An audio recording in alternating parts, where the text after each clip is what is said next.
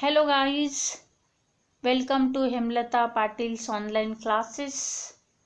Today we begin with new chapter of civics, that is the Union Executive.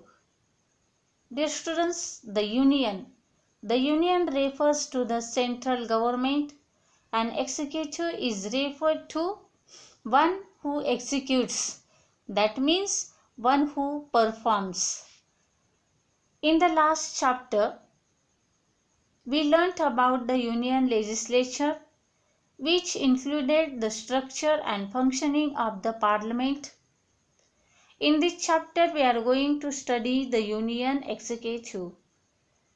Dear students, in the previous lecture, means in the previous chapter, we have learnt about legislature, which has two houses, that is Parliament, that is Lok Sabha and Rajya Sabha.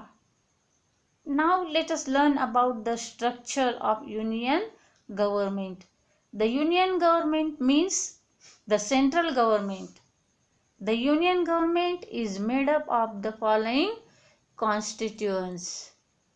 Dear students, as you can see the figure, you will notice that this is the figure of union constituents. Union government.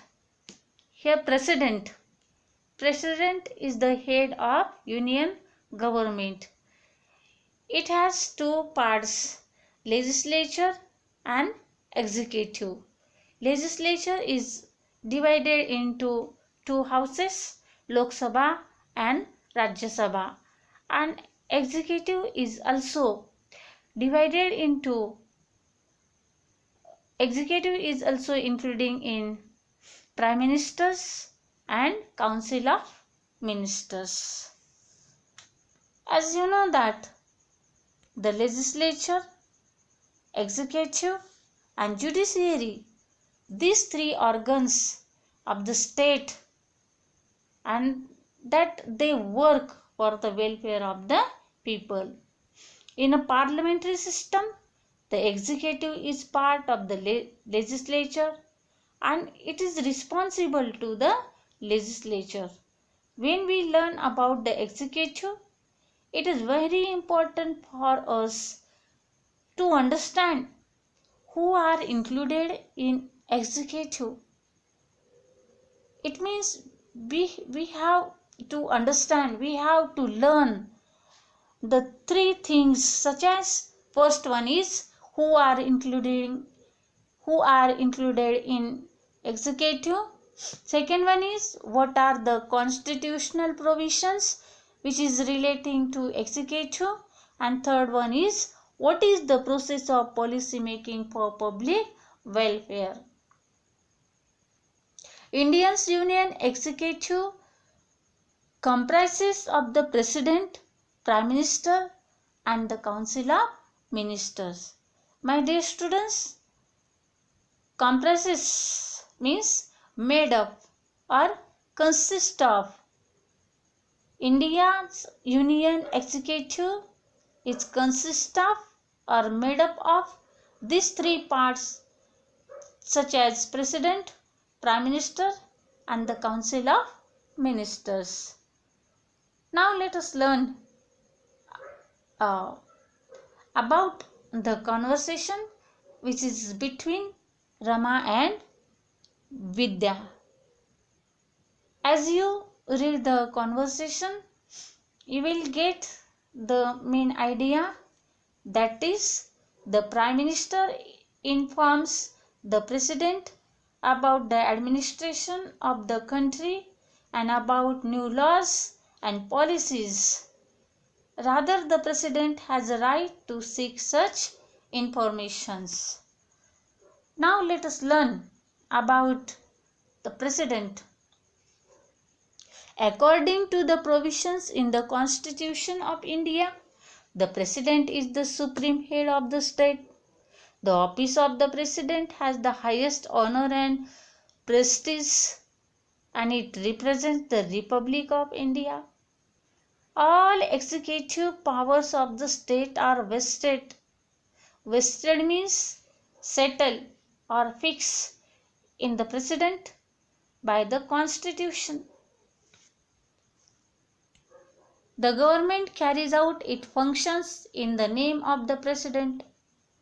However, in reality, the Prime Minister and the Council of Ministers run the government, and therefore the President is the nominal and the constitutional head, whereas the Prime Minister is the executive head.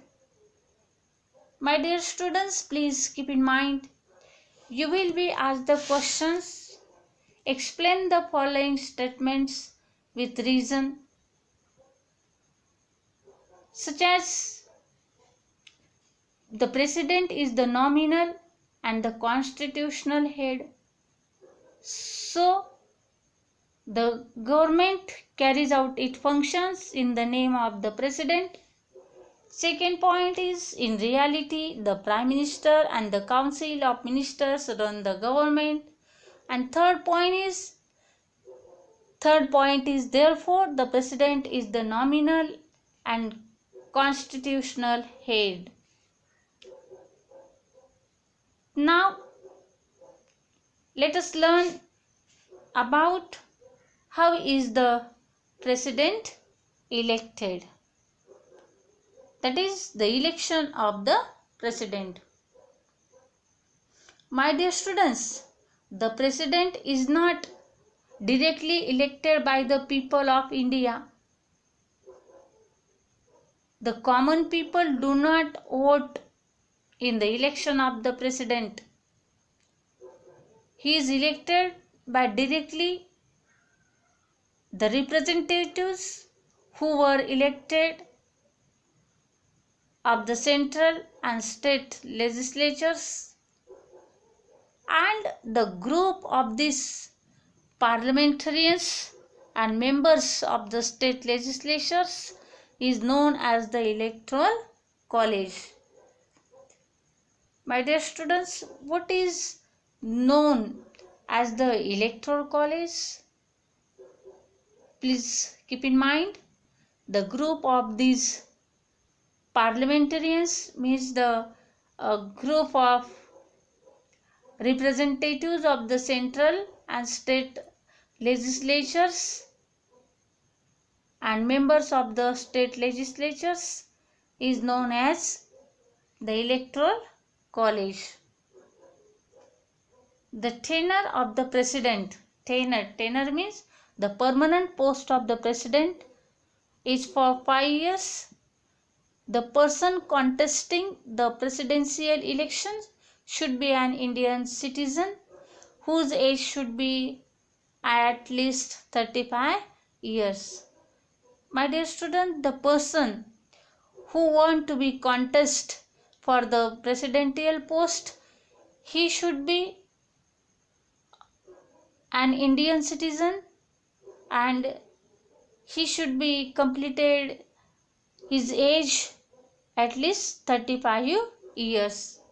And the person elected to the position of the President has to take an oath while accepting the post.